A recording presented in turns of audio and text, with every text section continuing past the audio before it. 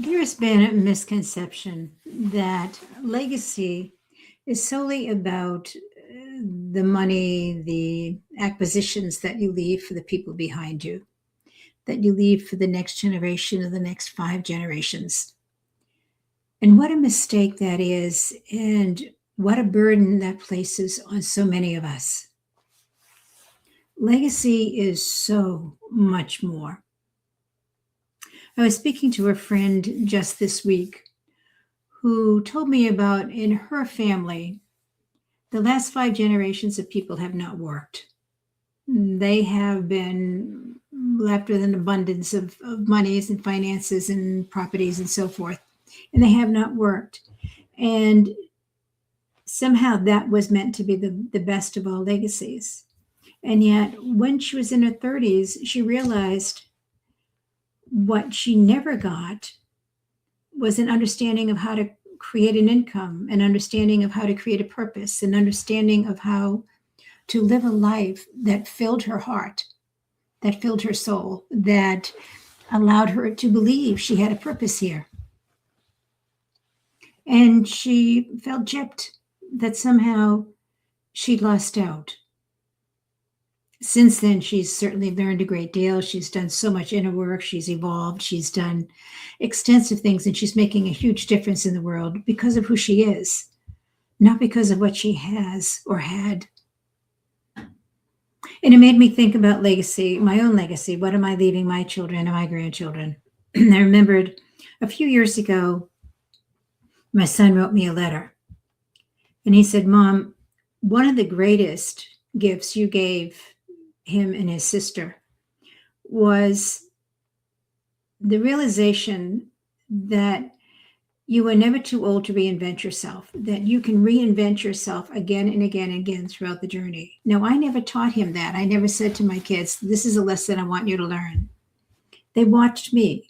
They watched how I have reinvented myself from so many different career paths, from so many different things I've done with my journey, and realized that for each of them in so-called midlife, when they reached 35 or 40, they decided to change careers. My daughter stayed within the same realm. She was in general pediatrics and went on and became involved in orthopedic pediatric surgeries, which is a whole new career in many ways, yet within the same framework. My son took off and did something completely different from teaching. He made a fortune in real estate and then now travels the world giving back. He's formed a nonprofit. That there's no way that we can go without creating a legacy. The real question is, what kind of legacy do we want to create? What do we want that to look like? It can be about monies, it can be about properties, it can be about whatever it chooses. And money's wonderful. Having property to pass down is a wonderful gift. But the real legacy is so much more. The real legacy is that legacy of love that we give to those coming after us and those walking with us. How do you want to be known now while you're walking this earth? How do you want to be known now? What's the legacy you're leaving in your company? What's the legacy you're leaving in your neighborhood, in your town, in your family? What is your legacy of love? That truly is what this is about. We've heard many times people remember how you made them feel. They forget what you talked about. They may even forget everything you said. They don't even remember the subject matter, but they know that when they left being with you, they felt better about themselves. They felt better about the world. They felt more inspired, whatever it may be. The energy they walked out of the room with is the gift you gave them. And if you can learn to live your legacy consciously, you change your legacy. You make it something that is your choice. It is something that you feed throughout your life. It is something that you can begin to recognize it's a legacy of love. It's energetic, it's emotional, it's relationship. It's not transactional. It is an energy, it's a choice, it's a silence, and It really is a way of life that leaves a trace behind. It leaves an impact. The question shifts from what will I achieve to how will people feel after encountering me? How will I have impacted their life when I walk away? How will I have impacted the life they are about to live? That truly is the gift you give others. I put together an acronym for love, with each, and hoping to make this simpler, making it more understandable. And love, let's look at L. It's living a life aligned with your truth. How often do you self-betray? How often do you mean to do something and you don't? How often do you say yes when you meant no? How often do you intend to do something and never carry through? If you're going to live in alignment with the person you've become, you learn to change your actions, because love isn't an emotion. Love is expressed in action. It's expressed in how we show up, how we impact those around us.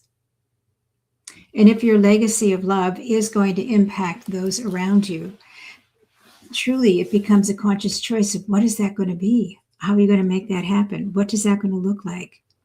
Living in the truth of who you are calls you to be conscious of how you want to show up, how you want to be present in the world. It really is so important that when we show up, that part of us that loves so completely is what shows. Welcome to humanity. We all have those sides of us that can be very angry, can be annoyed, can be all kinds of different things, frustrated, you name it. That can be negative, all of that. Welcome to humanity. Showing that simply shows your vulnerability. But when we choose to love, when we choose to live in alignment with who we are, we're in alignment with integrity, with the heart, our values, and it's shown in our actions. And this doesn't mean you get highly involved in forming a nonprofit, or that you join a nonprofit that's in existence and you have a global impact or a national impact. If you have the ability to do that, fantastic. If you have the ability to have a statewide impact or a national impact, a global impact, God bless, go do it. But if your ability is to impact your neighborhood or your town, go do that as well. If it's to impact your family, go do that. Because the impact you choose to have is you opening your heart, you recognizing what your values are, not the values you think you have. How many people have you met that say, oh, I value this or that, and then you watch how they live their life, and it does not reflect a single one of the values they just told you had? So take some time. I truly believe that whether it's meditation or prayer or mindfulness or journaling, whatever works for you, there's no one right way to do much of anything. Whatever works for you that allows you to sit in silence,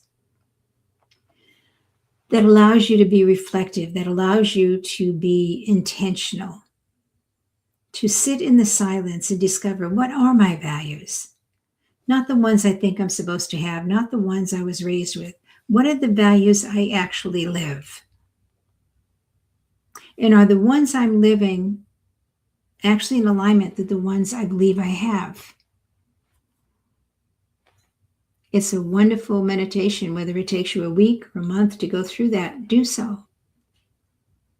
Are the values you're living the ones you honestly want to own?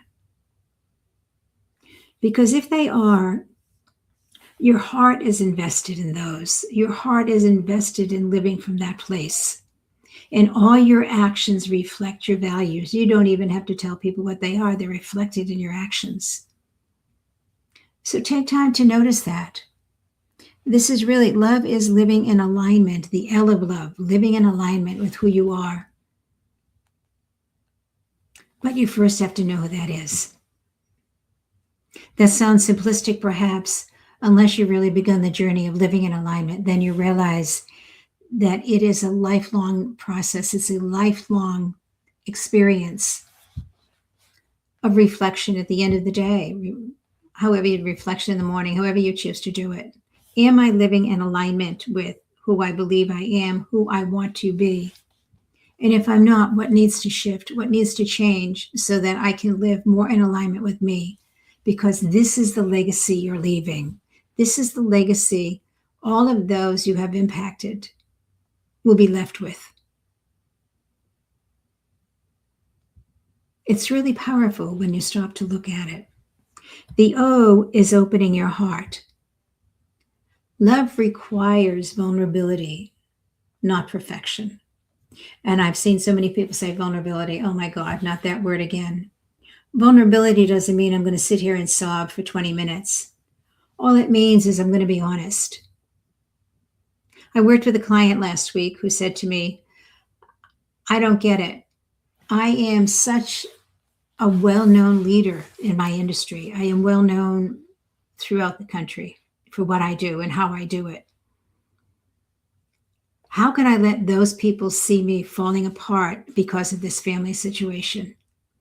I will be so unprofessional. They won't recognize me anymore. I'm going to lose my credibility as a professional.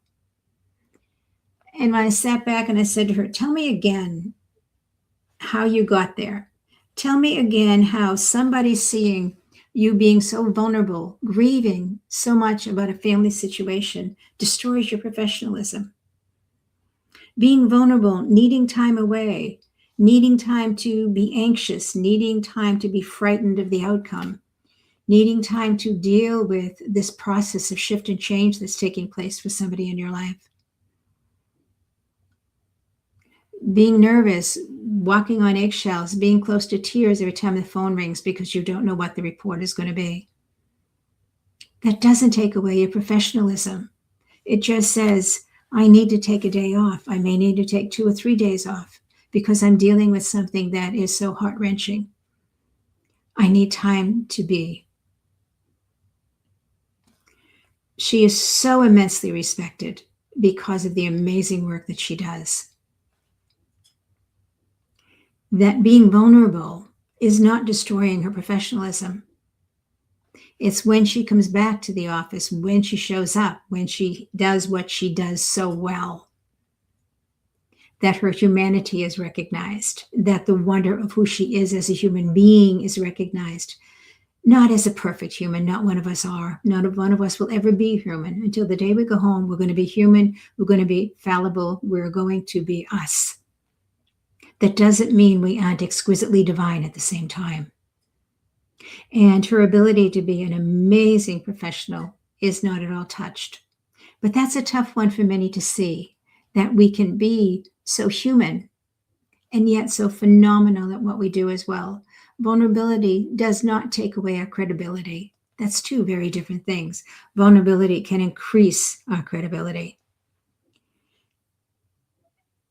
Having an open heart also means I'm going to stay open in a very defended world. I am going to stay open to loving. I'm going to stay open to recognizing the humanity in all those around me.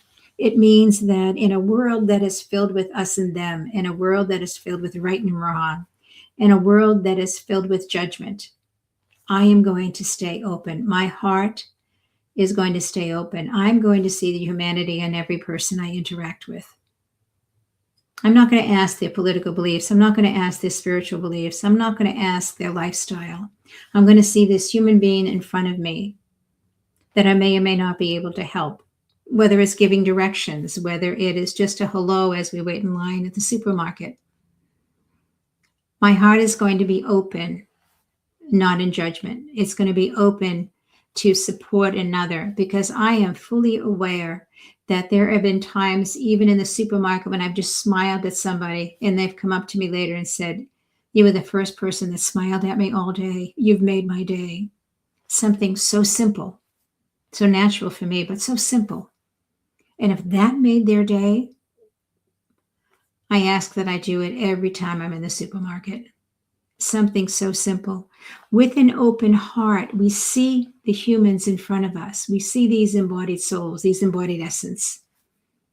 We see the wonder in the creatures that are running through the field. We see the exquisiteness, the awe of a beautiful baby, even one that's crying.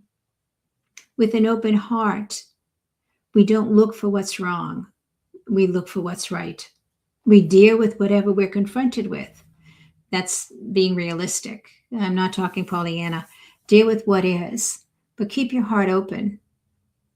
Think of the legacy of that. If you're known as that person who is always there with a smile, always there with an open heart, always there with a welcoming, what a legacy to leave.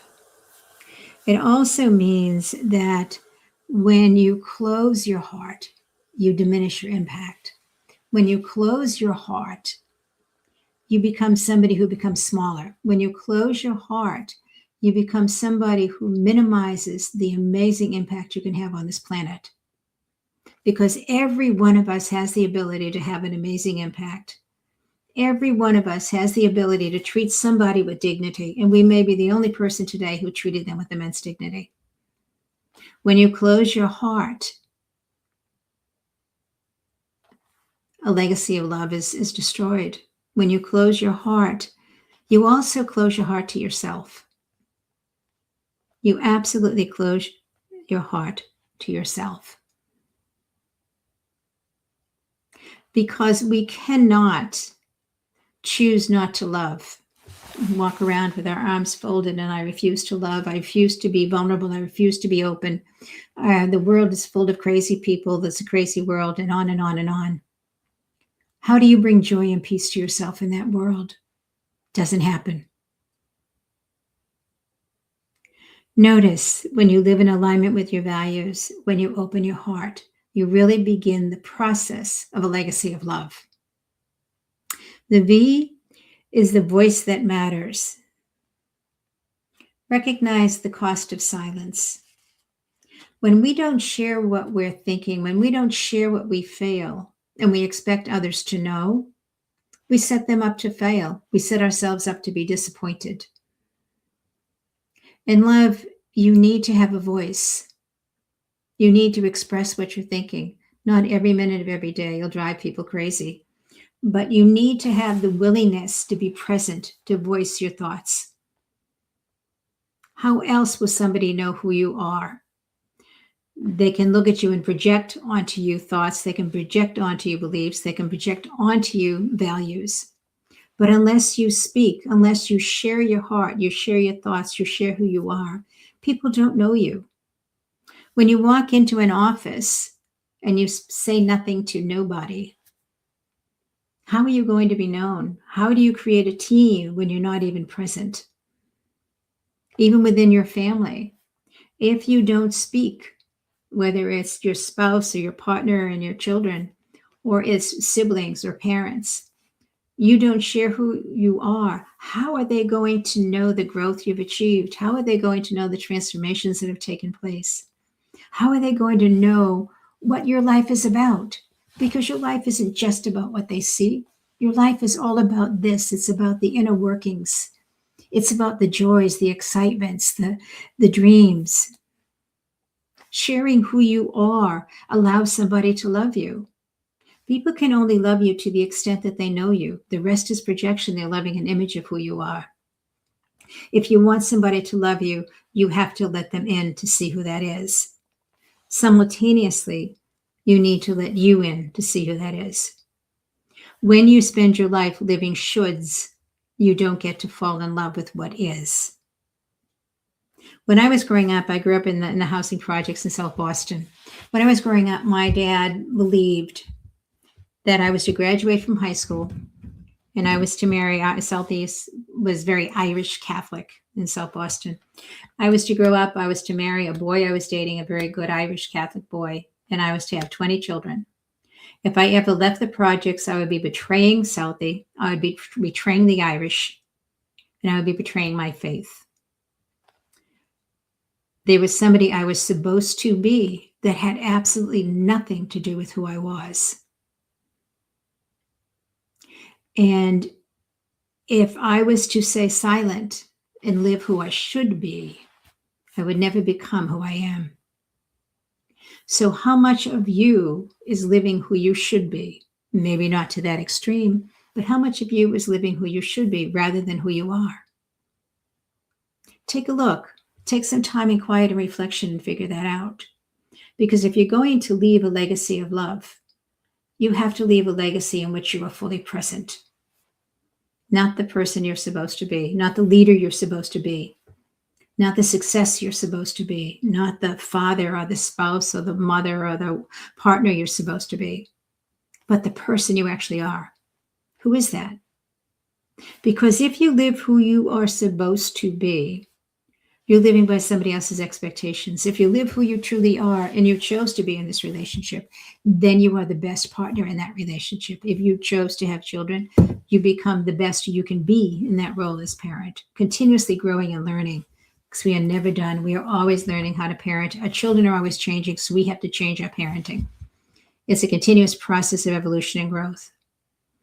And if you don't have children, you don't have a spouse, who are you as an individual? Who are you as a friend? Who are you as a neighbor? All of this truly is claiming your voice, but first claiming who you are, truly claiming who you are, in order to claim that voice, in order to have the ability to speak, and to speak that truth with compassion. Again, without judgment. Speak with compassion. Every one of us is in process. Every one of us is wounded. Every one of us has been hurt. Every one of us has had successes and failures, whatever that's supposed to mean. To me, it's more like lessons. We all learn. Some of us learn easily. Some of us learn the hardest way possible. But welcome to humanity. We all learn. And with compassion, we share our love. With understanding, we share our love. And sometimes we have to just sit back and shake our heads and allow people to learn the hardest way possible without judgment from us. Everybody's walking this journey in the only way they know how. And we can offer our wisdom, we can offer our insight. That doesn't mean they need to take it.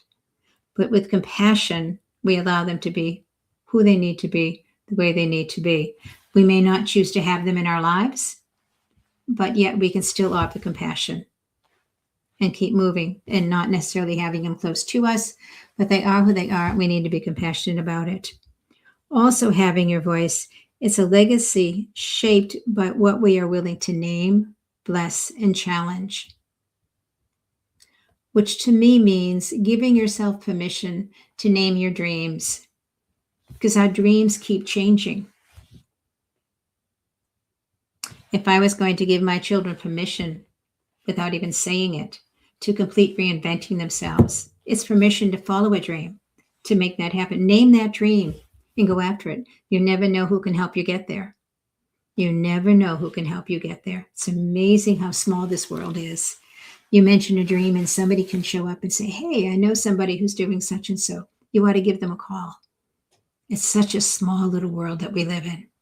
Name it and bless it. If this is where I am meant to go, I ask the Holy Spirit, I ask God, I ask the universe, whatever your faith is, to help me get there.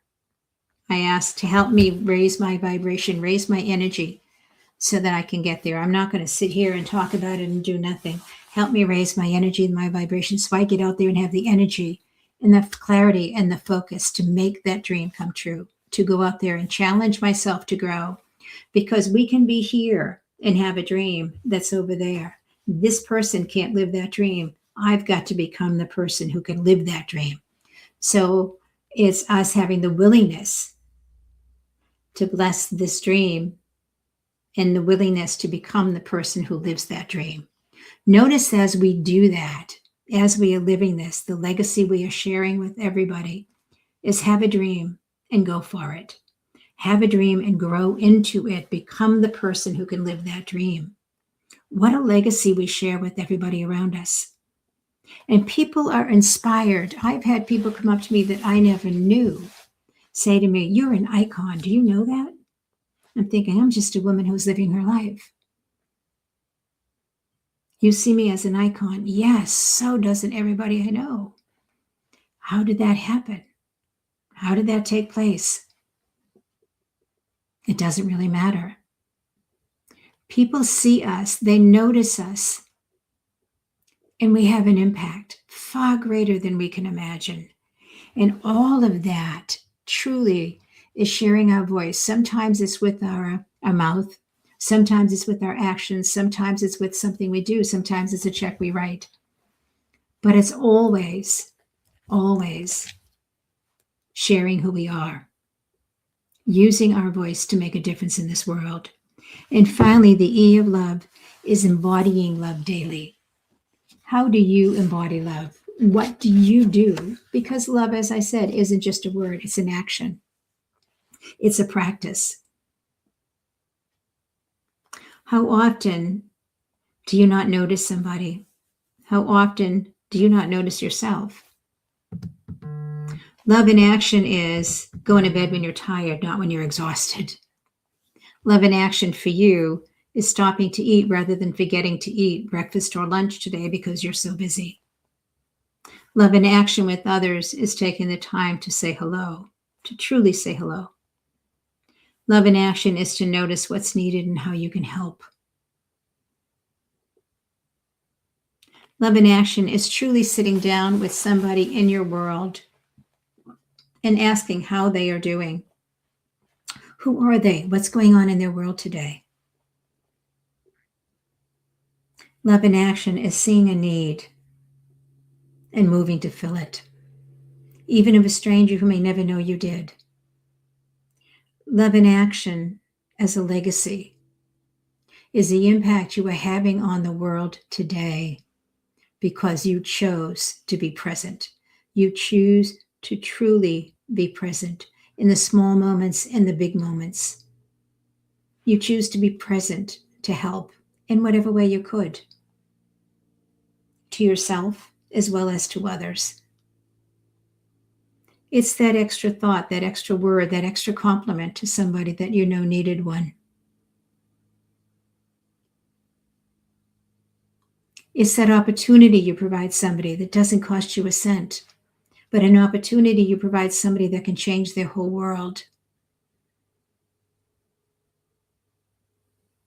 It's amazing the power we have to embody love, to embody the ability to impact all the people around us, small and big. And it really is in the small moments. So I suggest to you, take a look. Who benefits because you chose love today? Who benefits because you chose to live a life consciously to create a legacy that's based on love? No matter how great, how grand, depending on your abilities. Some have the ability to open up a whole company. Some have the ability to open a nonprofit and make a massive difference in their community. Some have the ability to say hello to the cashier at the supermarket. It doesn't matter what the ability is. To create a legacy of love, you were known, you were recognized, you were seen.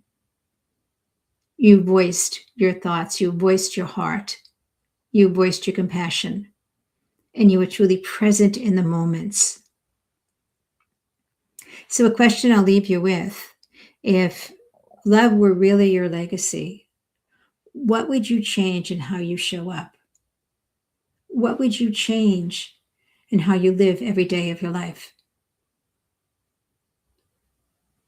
What would you change in becoming the best version of you, the best expression of love that you know how to share, that you know how to be? Because it truly is not about necessarily what we give, but about who we are and the impact we choose to make on the world and all of the people we meet in it. And it's amazing the number of people we meet in the world. You can be out walking the boardwalk and the number of people you meet that may have nobody in their life. The number of people you meet may have lots of people in their life, but right now they just need a stranger to be kind and compassionate. How many people do I see at the airports when I travel who seem so lost? Just a question of how can I help makes a difference in somebody's life. A legacy of love becomes something that feeds you, because you walk in a place of peace. You walk in a place of joy. You walk in a place that says, I am the best version of me that I can be. And when you take those moments, as we all do, to not be the best version of who we are, give yourself a break. Welcome to humanity. Nobody is perfect, for whatever on earth that word means.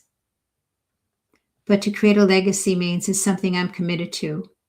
Loving is a legacy I choose to leave. I wish the same for you, because it feeds you as much as it feeds everybody else. Have a great day.